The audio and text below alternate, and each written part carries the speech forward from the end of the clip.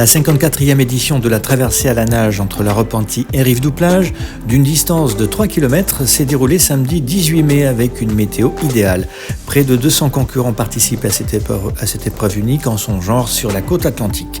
Beaucoup de monde était venu applaudir les nageurs palmés et l'on a vu monter sur le podium un monsieur exceptionnel, Thierry Corbalan, amputé des deux bras, surnommé le Dauphin Corse après avoir réussi son défi en 2020, celui de traverser la Méditerranée en monopalme entre Calvi et Mandelieu-la-Napoule. Cette fois, la distance était beaucoup plus courte. Aux côtés de l'association organisatrice Subaqua 17, le lycée d'Oriol de La Rochelle, représenté par 9 élèves de Ingora, ont concrétisé leur chef-d'œuvre en s'impliquant dans le projet et en assurant par exemple la préparation des stands ou la remise des lots. Île-de-Ré TV est allé sur le terrain sans palme pour vous faire découvrir les coulisses de cet événement sportif convivial et populaire.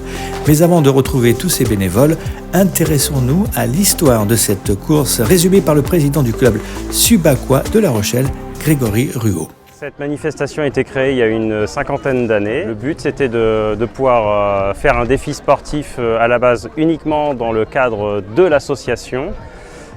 Donc les membres avaient l'occasion de faire la traversée depuis le continent jusqu'à l'Île-de-Ré. Depuis une vingtaine d'années maintenant, l'événement est ouvert aux extérieurs aussi. Les principales difficultés au niveau de l'organisation, ça va être tout ce qui est sécurité parce que la circulation des voiliers sous le pont est quand même assez importante. Par contre au niveau après, en termes sportifs, la difficulté c'est surtout en fonction des conditions météorologiques. Alors aujourd'hui on a des conditions, il n'y a quasiment pas de vagues. On a un léger vent de sud-ouest donc qui va ralentir un petit peu les nageurs, mais rien de gênant pour le déroulement de la course. L'organisation de ce rendez-vous sportif est coordonnée par Marc Gillet qui nous présente les doyens de cette course âgés tous les deux de 77 ans.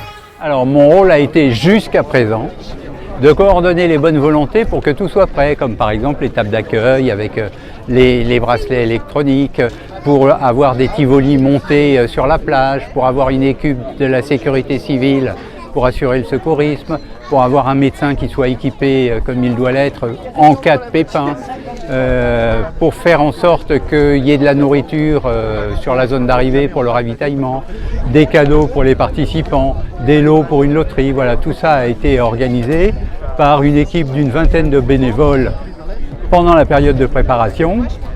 Et là, le jour J, il y a un peu plus d'une quarantaine de bénévoles, dont une équipe de lycéens du lycée d'Oriol qui sont en terminale en communication et gestion et qui nous supportent d'ailleurs sur tous nos supports de communication. Vous avez les panneaux sur les transports de bagages, les différents panneaux sont réalisés par eux, les instructions, le règlement, etc. Jean-Paul Roy qui est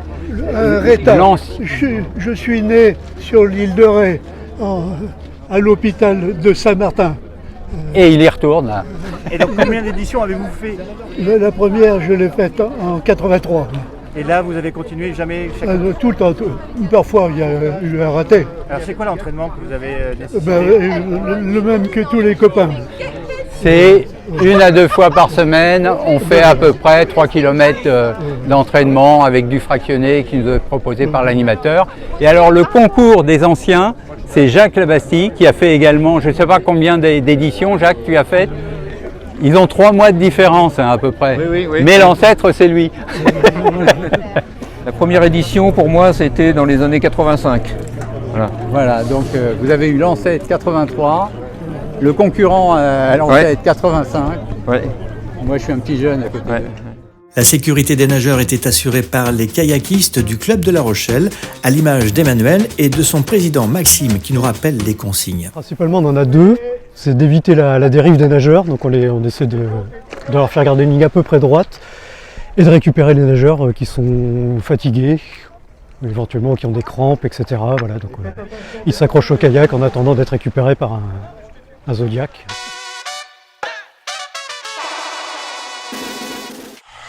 Et donc sur nos bateaux, on va emmener donc le matériel pour nous, les gilets de sauvetage avec de l'eau, un petit peu à manger, des bouts de remorquage au cas où on ait besoin, nous, de remorquer un autre kayak, des paquets de secours parce que ça arrive qu'on puisse en casser. s'il y a quelqu'un qui est en difficulté, comment est-ce que vous réagissez? Alors il faut qu'ils se manifestent en levant les bras ou en criant, et nous on peut naviguer entre les nageurs, contrairement aux Zodiacs, c'est un peu plus compliqué pour eux. Donc on s'approche, on va lui demander de s'accrocher à l'avant ou à l'arrière, plutôt à l'avant, et on va le sortir sur le côté, ou s'il a juste besoin de se reposer, on peut le laisser quelques minutes à l'avant du bateau, le temps qu'il se repose. Pour tous les gens qui veulent découvrir le kayak à La Rochelle, vous êtes les bienvenus à la base nautique de Port-Neuf, au kayak Océan Rochelet. Presque 200 nageurs avaient pris donc part à cette traversée qui s'est déroulée dans de très bonnes conditions météo. Nous avons pu échanger quelques minutes avant le départ avec 2 habitués de la course pour comprendre leur motivation. C'est un challenge personnel, ouais, pour tout le monde. Et l'avantage en fait, c'est que c'est pas le temps qu'on met qui est important, c'est surtout le fait qu'à l'arrivée, tout le monde a le mérite d'avoir fait la distance, quoi. On est vraiment aidé par le ciel et la météo parce que depuis je dirais une vingtaine d'années, la pluie nous fait peur avant et elle revient le lendemain. Donc le jour J, c'est top. Là, les conditions sont top, donc c'est génial.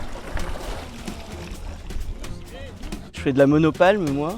Donc c'est une technique de nage avec un instrument qui fait 70 cm d'envergure à peu près. On a les 2 pieds dans un chausson unique. Et donc c'est une technique d'ondulation qui permet d'avancer vite si on a une bonne position hydrodynamique dans l'eau. Voilà. Est-ce que c'est une question de physique ou de technique pure? Alors il y a beaucoup de technique et il y a un peu de physique aussi. Il faut être bien gainé au niveau des abdominaux, des dorsaux pour pouvoir justement impulser à la monopalme une impulsion suffisamment importante pour avancer.